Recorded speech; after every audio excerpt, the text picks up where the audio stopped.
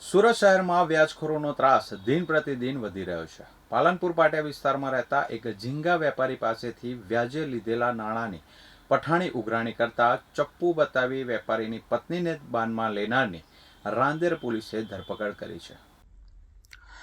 પાલનપુર પાટિયાની દીનદયાળ સોસાયટીમાં રહેતા 42 વર્ષીય ઝીંગા વેપારી સુશીલ દિનેશ પટેલ આ કેસમાં ભોગ બનનાર છે. વર્ષ 2020માં કોરોના કાળ દરમિયાન ધંધામાં મોટું નુકસાન જતાં તેમણે આર્થિક મદદ માટે અડાજણના ફાઇનાન્સર આનંદ બાલુભાઈ ચાંસિયાનો સંપર્ક કર્યો હતો. આનંદે 5% માસિક વ્યાજે રૂપિયા આપવાનું નક્કી કર્યું હતું અને શરત મુજબ સુશીલભાઈએ તેમના વતન ઓલપાડના મંદરોઈ ગામની જમીનના કાગળો અને મકાનના કબજા રસીદ સિક્યુરિટી પેટે જમા કરાવ્યા હતા. આ શરતે તમે ટુકડે કુલ રૂપિયા 51 લાખ વ્યાજે લીધા હતા. 2 વર્ષમાં નિર્ધારિત સમયમાં રૂપિયા પરત ન થતા આરોપી આનંદે અસલી સ્વરૂપ બતાવવાનું શરૂ કર્યું હતું.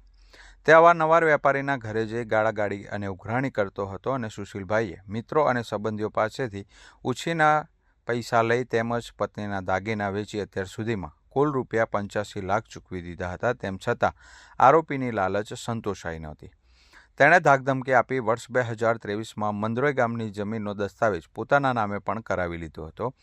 ત્યારબાદ વર્ષ 2024 સુધીમાં વધુ પૈસા ચૂકવ્યા હતા, જેમાં વતનની જમીન સસ્તા ભાવે વેચી 45 લાખ રોકડા અને 10 લાખ આનંદની પત્નીના એકાઉન્ટમાં ટ્રાન્સફર કર્યા હતા.